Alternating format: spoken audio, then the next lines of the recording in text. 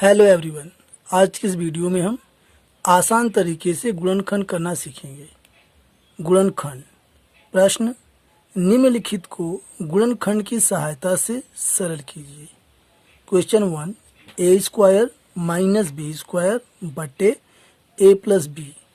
चूँकि हम जानते हैं कि ए स्क्वायर माइनस बी स्क्वायर का फार्मूला होता है एक कोष्टक में ए प्लस बी और दूसरे में होता है ए माइनस बी। इसी पर हम रख देंगे तो आंसर हमारा आ जाएगा। तो यहाँ पर ए स्क्वायर माइनस बी स्क्वायर है, इसके स्थान पर हम इसे रख सकते हैं। तो यहाँ पर हम रख देंगे एक कोष्टक में ए प्लस बी और दूसरे कोष्टक में ए माइनस बी बटे ए प्लस बी। अब यहाँ पर ए प्लस बी से ए प्लस बी एक कट जाएगा तो हमारा आंसर बचेगा ए माइनस बी। ये इसका राइट आंसर है। अगला प्रश्न, क्वेश्चन 2, 9 ए स्क्वायर माइनस 16 बी स्क्वायर बटे 3 ए माइनस 4 बी। तो चूंकि हम जानते हैं कि 3 का स्क्वायर 9 होता है और 4 का स्क्वायर 16 होता है, तो यहाँ पर 9 के स्थान पर हम 3 का स्क्वायर कर देंगे और 16 के स्थान पर हम 4 का स्क्वायर कर देंगे। कैसे, आइए देखते हैं। यहाँ हम लिख सकते हैं 3 का स्क्वायर, ये ए का स्क्वायर, माइनस 16 के स्थान पर 4 का स्क्वायर और ये बी का स्क्वायर बटे ये 3a माइनस 4b दिया हुआ है। अब यहाँ से इसे हम इकट्ठा स्क्वायर हम कर देंगे, चूंकि इसका भी फार्मूला होता है कैसे, ए स्क्वायर बी स्क्वायर। तो इसे हम लिख सकते हैं ए बी की होल स्क्वायर।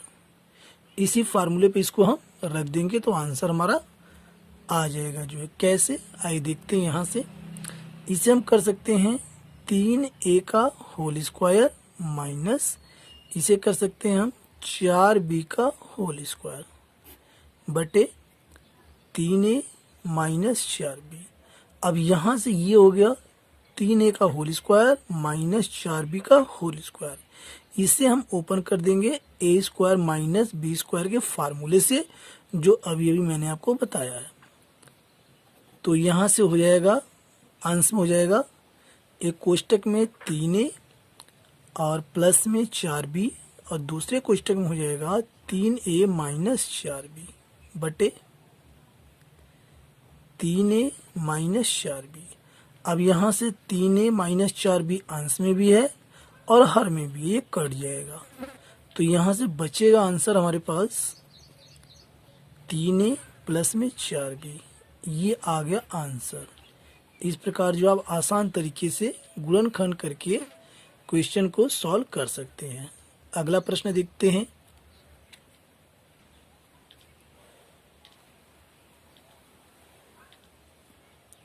क्वेश्चन 3, ए की power cube B minus B की पावर क्यूब ए बटे ए बी।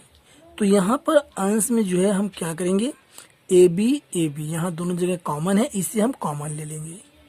तो ये हो जाएगा ए बी कॉमन आ गया और ब्रैकेट में हमें बचेगा ए का स्क्वायर माइनस और यहाँ से बचेगा बी का स्क्वायर बटे ए बी। अब यहाँ ए बी से ए बी एक कट जाएगा, अंश और हर में बराबर है।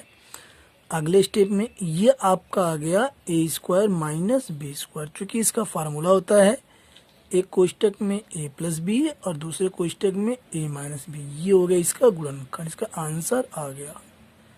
अगला प्रश्न, क्वेश्चन 4, 50 ए स्क्वायर माइनस 98 बी स्क्वायर बटे 10a माइनस 14b। तो यहाँ पर अंश में हम क्या करेंगे, 2 कॉमन ले लेंगे और हर में से भी हम 2 कॉमन ले लेंगे। अंश में से 2 कॉमन लेंगे तो अंश में बचेगा, 2 से भाग देंगे आ जाएगा 25 और ये ए का स्क्वायर माइनस 2 से हम भाग देंगे 98 में तो 2 चौका 8 और 2 9 18 आ गया 49 बी का स्क्वायर बटे 2 हर में भी हम कॉमन ले लेंगे, तो 2 कॉमन लेंगे तो यहाँ हो जाएगा 2 पंजे 10, 5 माइनस में 2 सत्ते 14, 7b। अब 2 से ये 2 कट जाएगा।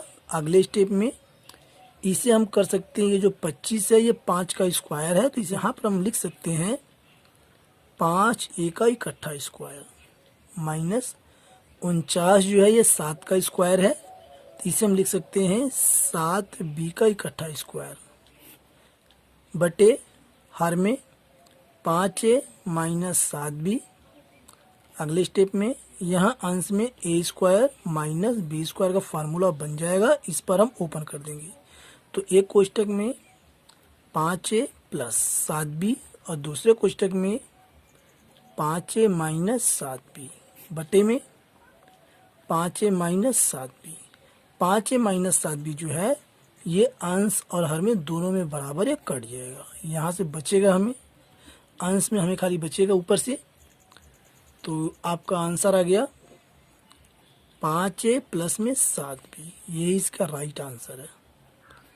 अगला प्रश्न क्वेश्चन नंबर 5, इसमें है x माइनस 1 एक ब्रैकेट में, दूसरे ब्रैकेट में x माइनस 2 और तीसरे ब्रैकेट में है x square minus 9x plus 14 कुल के बटे x माइनस 7 ब्रैकेट में और दूसरे ब्रैकेट में x square minus 3x plus 2। इस क्वेश्चन को सॉल्व करने के लिए हम क्या करेंगे, x square minus 9x plus 14 और x square minus 3x plus 2 का हम पहले गुणनखंड कर लेंगे। तो पहले हम इसका गुणनखंड करते हैं, एक्स स्क्वायर माइनस 9x और प्लस 14।